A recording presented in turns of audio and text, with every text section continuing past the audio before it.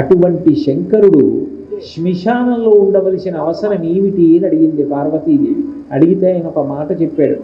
పార్వతి, శ్మశానంలో దయ్యాలు, భూతాలు, పిశాచాలు ఉంటాయి. వాటిని ఎవరో ఒకళ్ళు ఆదమరిచి ఉంచకపోతే అవి వచ్చి ఊరి మీద పడిపోతాయి. అవి వచ్చి ఊరి మీద పడిపోతే జనులకు ప్రశాంతత ఉండదు. అందుకని నేను వాళ్ళందరూ ప్రశాంతంగా ఉండడానికి నేను శ్మశానంలో ఉండి తాండవం చేస్తూ వాటిని ఏమారుస్తూ ఉంటాను. అవి ఊళ్ళోకి వెళ్లకుండా చూస్తూ ఉంటాను. ఇంకొక గొప్ప విషయం ఏమిటంటే, మనిషి అన్నిటికన్నా ప్రీతిగా చూసుకునేది ఏది అంటే తన శరీరం. తన శరీరం కన్నా ప్రీతిపాత్రమైంది లోకంలో ఎవరికి ఏదీ ఉండదు. దానికి ఒక ముతక కథ చెప్తారు. ఒక వ్యక్తి వరదలో కొట్టుకుపోతున్నాడు. ఒక చంకలో భార్యని, ఒక చంకలో కొడుకుని పట్టుకుని ఈత్తున్నాడు. కొంత దూరం వెళ్ళిన తర్వాత ఇక ఈదలేను, శరీరం బడలిపోతోందని, భార్య ఉంటే మళ్ళీ కొడుకు పుడతాడని కొడుకును వదిలేశాడు. మరికొంత దూరం ఈదాడు. ఇక ఈదలేకపోతున్నాడు.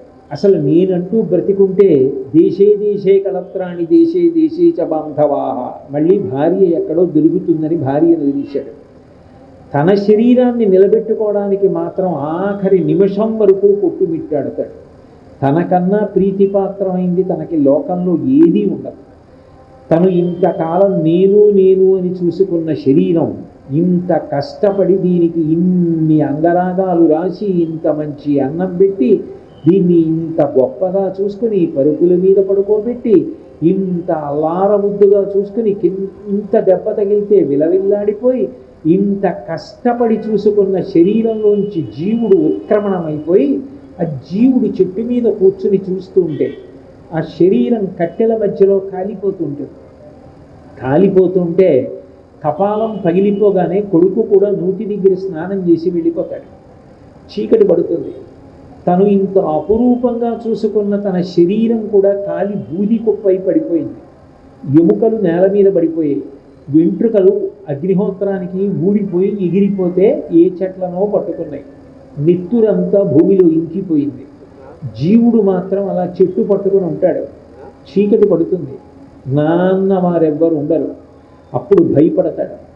నాన్నవారెవ్వరూ లేరు, ఇంతమందిని నమ్ముకున్నాను, కానీ నా కోసం నిలబడిన వాడెవ్వడు లేడు, శరీరం వదిలాకని బెంగ పెట్టుకుంటాడని వాణ్ణి ఓదార్చి నీకు ఇంకో శరీరం ఇస్తాను, అప్పుడైనా బుద్ధిగా బ్రతకని చెప్పడానికి పార్వతి నేను శ్మశానంలో ఉన్నానన్నాడు. అంతటి ఉదారుడు శంకరుడు అంటే. అందుకే ప్రాణులు అలా ఉండిపోతే మిగిలిన ప్రాణులకు బాధాకరమని ధనంజయ వాయు రూపంలో ప్రాణులన్నీ కూడా ఉబ్బిపోయి పగిలిపోయేటట్టుగా చేసి అవన్నీ కూడా మళ్ళీ పంచభూతాలలో కలిసిపోయేటట్టుగా చేసేటటువంటి మహోపకారి ఈశ్వరుడు. ఇంత ఉపకారం చేస్తున్నటువంటి ఆ ఈశ్వరుణ్ణి ఒక్కసారి చూద్దాం అని అనిపిస్తే ఆయనే లోపల శ్రీకాళహస్తీశ్వర లింగంగా వాయులింగంగా ఉన్నాడు. అందుకే ఆయన ధనంజయ వాయువు, నాద, కూర్మ, కృకర, ధనంజయ, దేవదత్తం. డబ్బు సంపాదించడంలోనూ పని చెయ్యడంలోనూ శరీరానికి విశ్రాంతి ఇవ్వాలి, కర్మేంద్రియాలు బడలిపోయాయి, జ్ఞానేంద్రియాలు బడలిపోయాయి అని చూసుకోకుండా అదే పనిగా పని చేస్తూ ఉంటే అంతగా ఇంకా నువ్వు పని చెయ్యకు, శరీరం బడలిపోయింది, తట్టుకోలేదు, విశ్రాంతిని పడుకో పడుకో పడుకో అని చెప్పి సంకేతం ఇస్తాడు. ఆ పడుకో పడుకో బడలిపోయావని చెప్పిన సంకేతమే ఆవలింత. ఆవలింత వచ్చింది అంటే దాని అర్థం ఏమిటంటే శరీరం బడలిపోయింది, విశ్రాంతి తీసుకోమని గుర్తు. అందుకే ఎప్పుడు పడితే అప్పుడు ఆవలింతలు రావడం, ఎప్పుడు పడితే అప్పుడు మెడ వాలి చేసి పడుకోవడం, అటువంటి పనులు చేయకూడదు. ఎక్కడికి వెళ్ళారో అక్కడ ఆ సభాస్వరూపాన్ని బట్టి ఉత్సాహంగా ఉండడం రావాలి. కాబట్టి దేవదత్తము అంటే ఆవలింత రూపంలో నిద్ర పొమ్మని చెప్తాడు. నిద్ర పట్టడం అంటే మనం పరుపు వేసుకున్నామని, మనం ఏదో బాగా చల్లగా ఉండడానికి వ్యవస్థ చేసుకున్నామని, దోమలు కుట్టకుండా ఏదో పొగ పెట్టామని నిద్ర పట్టదు. నిద్ర పట్టడం అంటే పరమశివుని యొక్క అనుగ్రహమే నిద్ర. అందుకే ఈశ్వరుడు ప్రళయం చేస్తాడు అంటే చాలామంది చంపేస్తాడు అనుకుంటారు. కాదు, లయ 3 రకాలుగా ఉంటుంది. ఒకటి స్వల్పకాలిక ప్రళయము అంటారు, ఒకటి ఆత్యంతిక ప్రళయము అంటారు, ఒకటి మహాప్రళయము అంటారు. ఈ మూడు శివుడు చేస్తాడు. ఒకటి స్వల్పకాలిక ప్రళయం అంటే పగలంతా చాలా కష్టపడి ఉంటారు మనుష్యులు. సర్వసాధారణంగా సత్వగుణం కలిగినటువంటి ప్రాణులు ఏ ఉన్నాయో అవన్నీ కూడా పగలు సూర్యుడు ఉదయించినప్పుడు లేస్తాయి. సూర్యాస్తమయం అయిపోయిన తర్వాత చీకటి బాగా పడిపోతే బడలిపోయి నిద్రపోతాయి. ఈ సూర్యాస్తమయం అయిపోయిన తరువాత నిద్రపోయే ప్రాణులకు ఉండే అలవాటు, ప్రత్యేకించి మనుష్యులకు అలవాటు ఏమిటి అంటే వాళ్ళు శరీరాన్ని చాపి నిద్రపోతారు. అది ఈశ్వరుడు పెట్టిన నియమం. శరీరాన్ని చాపి నిద్రపోతారు. శరీరం చాపి నిద్రపోకుండా ముడిచిపెట్టుకు పడుకోవాలి అంటే సంధిబంధాలు జంతువులు పడుకుంటాయి. వెన్నుపాము అడ్డంగా ఉండే ప్రాణులన్నీ శరీరాన్ని మడిచేస్తాయి. ఒక కుక్క పడుకుంటోంది అనుకోండి, కాళ్ళు అవి మడిచేసి మెడని తీసుకెళ్ళి లోపలకంటా పెట్టేసి శరీరాన్ని కుదించి పడుకుంటుంది. కోడి పుంజు పడుకుంటే అలా పడుకుంటుంది, కోడి పెట్ట అలా పడుకుంటుంది, పంది అలా పడుకుంటుంది, పాము చుట్టుకు పడుకుంటుంది. బాగా కోపం ఉండేటటువంటి ప్రాణులు, రజోగుణం కలిగిన ప్రాణులు, విషంతో నిండి ఉండే ప్రాణులన్నీ కూడా రాత్రి నిద్రలేచి ఆహారం కోసం తిరగాలి. వీటికి వాటికి ప్రమాదం రాకుండా ఆయన నిద్రని విభాగం చేశాడు.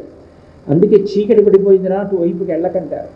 పావులు, తేళ్ళు, జెర్రిలు ఇలాంటివన్నీ కూడా రాత్రి నిద్రలేస్తాయి. అందుకే పాము కరిస్తే ఎప్పుడు కరిచిందని అడుగుతారు.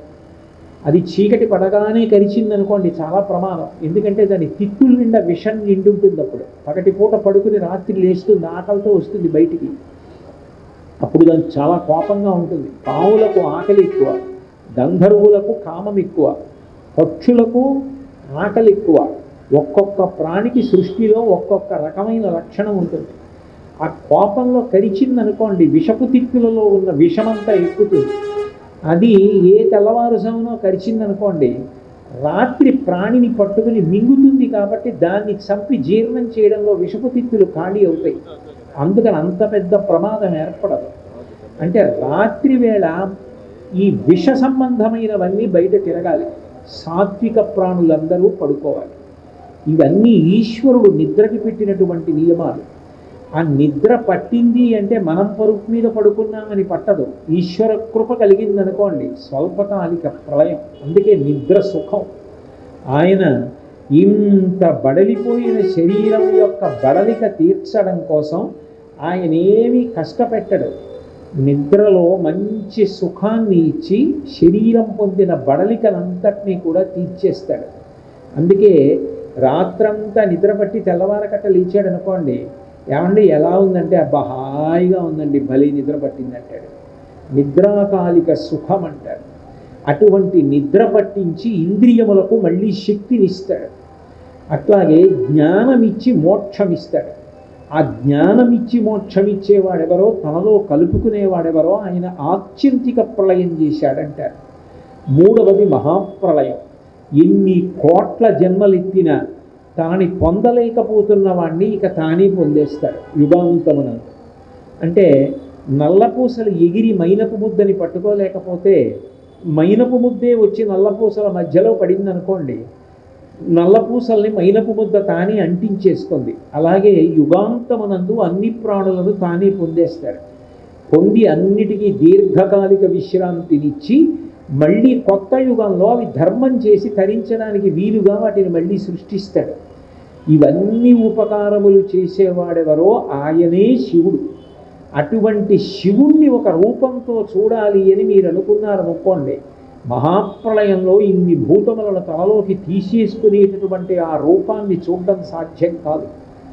ఇన్ని ప్రాణులను పోషిస్తున్న వాడిని చూడడం సాధ్యం కాదు. ఒక ఊపిరి తీస్తే 10 ఊపిరులుగా మారి శరీరాన్ని నిర్వహిస్తున్న వాడిని చూడడం సాధ్యం కాదు. అటువంటి వాయువుని చూడడం ఎవ్వరికీ సాధ్యం కాదు. వాయువుని అనుభవిస్తారు కానీ వాయువుని చూపించమంటే ఎవరు చూపించలేరు. కానీ చూడాలి అని మీకు కోరిక కలిగిందనుకోండి,